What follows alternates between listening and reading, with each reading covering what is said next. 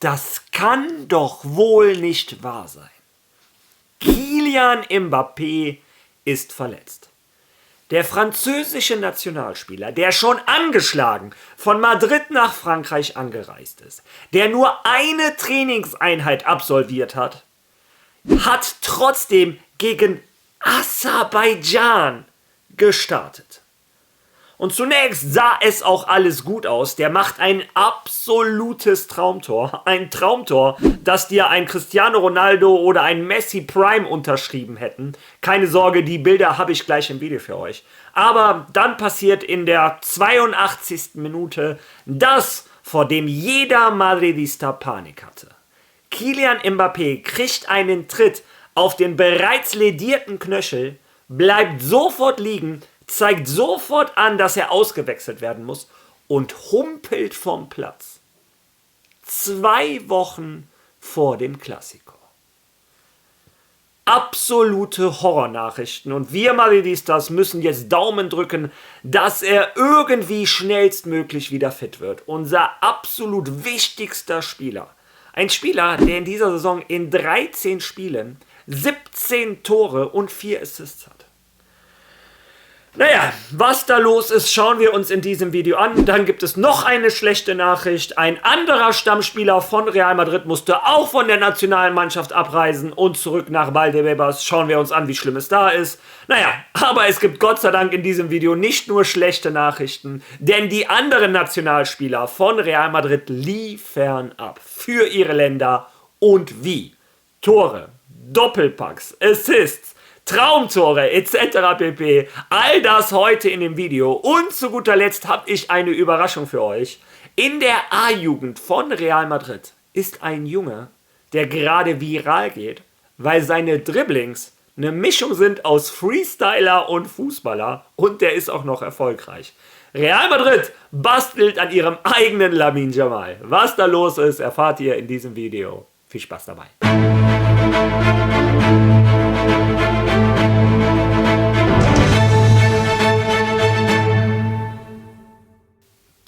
Ja, Länderspielpause bei Real Madrid. Wie gesagt, 12 unserer Jungs sind unterwegs mit ihren Nationalmannschaften und einige waren schon aktiv. Auch wenn ich gestern kein Video machen konnte, lasst uns versuchen, chronologisch zu bleiben. Fangen wir an mit Österreich. Die haben gegen San Marino mit 10:0 gewonnen. Also ich weiß nicht, was man da aus der Leistung von dem David Alaba rausholen soll. San Marino ist für eine Mannschaft wie Österreich kein Messgrad. David Alaba hat von Anfang an gespielt, ist in der 63. Minute ausgewechselt worden, hat bis dahin einen guten Job gemacht. Aber wie gesagt, gegen San Marino, das erwarte ich natürlich auch von David Alaba. Gutes Spiel, aber der nächste Gegner wird ein bisschen schwerer. Dann kommen wir zu Brahim. Er hat mit Marokko gespielt gegen Bahrain. Marokko hat mit einem Tor in der 94. Minute 1:0 gewonnen. Brahim hat 73 Minuten gespielt, hat einen echt guten Job gemacht als rechter Flügel von Marokko. Es hat Spaß gemacht. Brahim, es tut ihm gut, diese Minuten zu bekommen. Bei Madrid hat er es ja diese Saison schwer. Wer es bei Madrid in dieser Saison nicht schwer hat, ist ein Thibaut Courtois. Der hatte aber gegen Mazedonien ungefähr genauso viel zu tun wie ich auf meiner Couch, während ich das Spiel gesehen habe. Also ich habe es mir nicht komplett angeschaut, nur die Wiederholung. Aber ihr seht es auch in der Statistiken. 0 Paraden, musste einfach gar nichts machen. Ja, und Belgien trennt sich gegen Mazedonien 0:0. Aber ihr könnt euch vorstellen, was das für ein Spiel war. Ja, wenn es 0:0 ausgeht und der Torwart von Belgien nicht einmal intervenieren musste, Gott sei Dank, Thibaut Courtois hat sich keine Erkältung geholt. Ja, und jetzt kommen wir zu dem Spiel, der uns Madridistas eigentlich am meisten interessieren müsste. Und ich glaube, von euch hat es keiner gesehen. Ich vermute es einfach. Wenn es doch einer gesehen hat, schreibt es bitte in die Kommentare, dann werde ich mich persönlich entschuldigen. Und zwar meine ich, die spanische U21-Nationalmannschaft gewinnt gegen Norwegen mit 4:1. Gonzalo, übrigens unser Mittelstürmer, mit einem Tor und einem Assist, also tolle Leistung von Gonzalo Garcia. Allerdings fragt ihr euch, warum sollte uns dieses Spiel als Madridistas so sehr interessieren? Ja, schaut euch mal das an. Wie ihr sehen könnt, nicht nur Gonzalo Garcia hat von Anfang an gespielt, auch ein Chema, der Sechser, der bei Stuttgart gerade so brilliert und die Ersten sagen schon, Madrid wird ihn nächstes Jahr auf jeden Fall zurückholen. Aber neben Chema hat auch gespielt hinten ein Jacobo Ramon, kennen wir auch von Real Madrid, ausgeliehen nach Como. Und ein Jiménez hat gespielt, gehört auch noch zu 50% Real Madrid.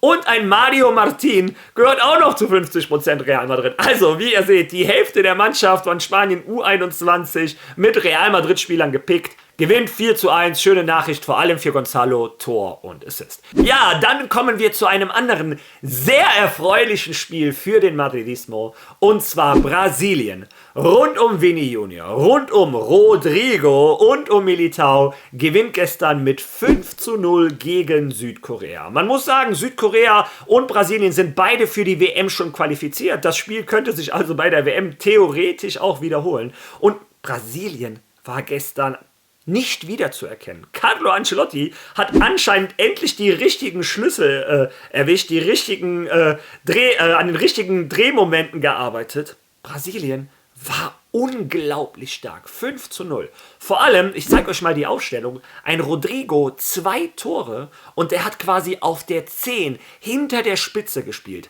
Eine Position, die es auch bei Real Madrid gibt. Mal schauen, ob Xabi Alonso sich das angeschaut hat. Der Brasilianer hat gestern abgeliefert, aber auch ein Vini Junior.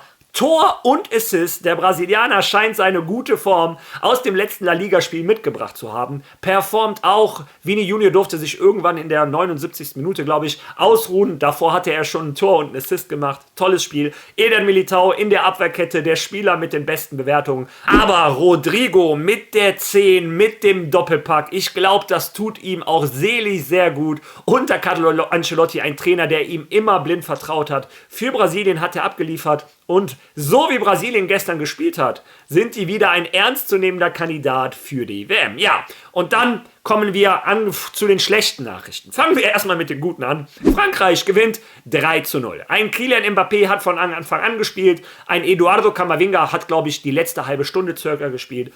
Und ein Kylian Mbappé macht ein absolutes Traumsolo zum 1:0. Ich lasse das mal parallel laufen, dass ihr da hinguckt.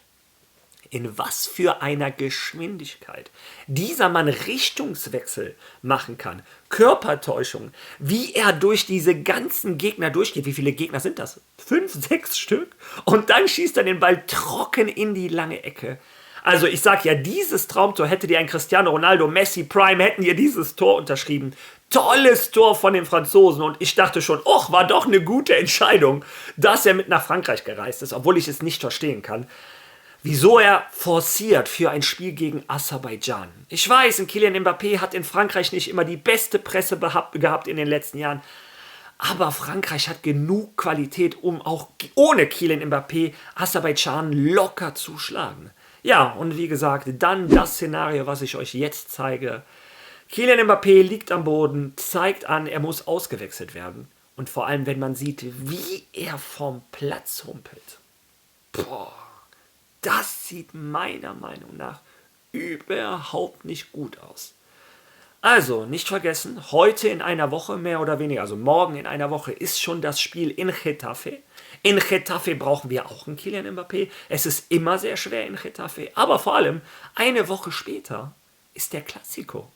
Diese Liga wird sich am Ende der Saison meiner Meinung nach um wenige Punkte entscheiden. Die Clásicos sind so wichtig wie wahrscheinlich seit langem nicht mehr. Und ausgerechnet dann fällt neben einem Dean Housen jetzt vielleicht auch noch ein Kylian Mbappé aus. Weil er gegen Aserbaidschan spielen musste, muss ich auch einen Kylian Mbappé einen Vorwurf machen. Vielleicht auch ein Real Madrid, dass die da mal strikter sagen müssen, nee, der fährt nicht mit, wenn der verletzt ist. Macht ein Barca mit einem Lamine Yamal auch. Und ihr könnt fest davon ausgehen, der wird gegen Madrid spielen. Ja, Kylian Mbappé, L'Équipe hat direkt berichtet, der reist nicht nach Island an, nee. So wie er gehumpelt ist, hat mich das nicht gewundert. Der ist auf dem Weg nach Madrid. Der medizinische Abteilung von Madrid wird heute ihre Tests absolvieren, heute oder morgen. Und wir müssen beten, dass er irgendwie gegen Barcelona wieder fit ist. Danke sehr. Naja, wie gesagt, und der war nicht die einzige schlechte Nachricht, denn auch ein Franco Mastantuono reist bis nach Argentinien, obwohl er angeschlagen ist. Und ein Fabrizio Romano berichtet, Franco Mastantuono erleidet eine Muskelzerrung, wird nach einer Untersuchung durch den argentinischen Trainerstab nach Madrid zurückkehren.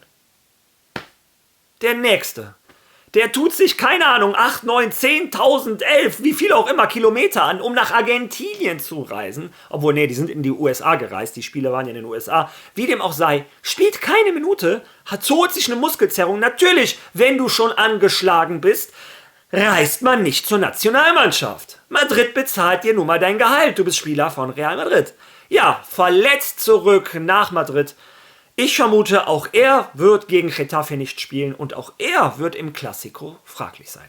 Halleluja, tolle Nationalpause für Real Madrid. Hiobs Botschaft links und rechts. Ja, und ich möchte dieses Video, wie gesagt, auf einer guten, positiven Stimmung beenden, sonst verfallen wir alle in Depression. Und der Spieler, der dafür sorgt, dass wir nicht in Depressionen verfallen, ist der 18-jährige Gabri Valero. Ich lasse mal seine Szenen parallel laufen. Der Junge ist 18, spielt in der A-Jugend von Real Madrid, könnte jederzeit, also auch in die erste Mannschaft, theoretisch kommen, könnte bei Real Madrid Castilla aushelfen, ist als Linksfuß rechter Flügel in der A-Jugend, also erinnert so ein bisschen an Franco Mastantuono oder an Lamine Yamal eben, eher an Lamine Yamal, weil er auch sehr dribbelreich ist. Schaut euch mal diese Dribblings an, diese Explosivität, Tempowechsel, der macht Tricks, die sehe ich sonst nur bei Freestylern. Und ich glaube, wenn man das sieht, dann wächst bei einem Madridista so die Hoffnung, meine Güte, was für ein Spieler könnte da heranwachsen. Er ist 18. Die Verteidiger in der A-Jugend sind natürlich lange noch nicht so körperlich wie die Profis in der spanischen Liga oder auch international, gegen die Real Madrid sich durchsetzen muss.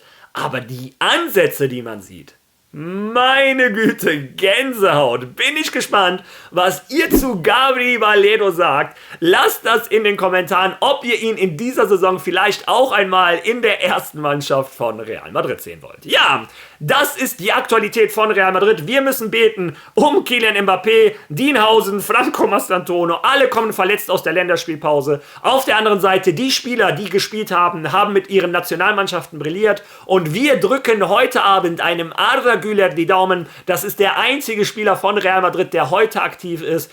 Die Türkei muss auch gewinnen gegen Bulgarien. Ich glaube, Arda Güler soll sich an das Niveau der anderen Nationalspieler anpassen. Dann sehen wir heute vielleicht von ihm auch ein Tor und ein Assist. Würde in die Leistung der Madrid-Spieler passen. Ja, wir sehen uns hoffentlich morgen wieder. Ich weiß noch nicht, ob ich Zeit habe. Wenn, kann ich ein kurzes Video machen. Spätestens übermorgen sehen wir uns ja mal wieder. Also, bis dahin. A la Madrid!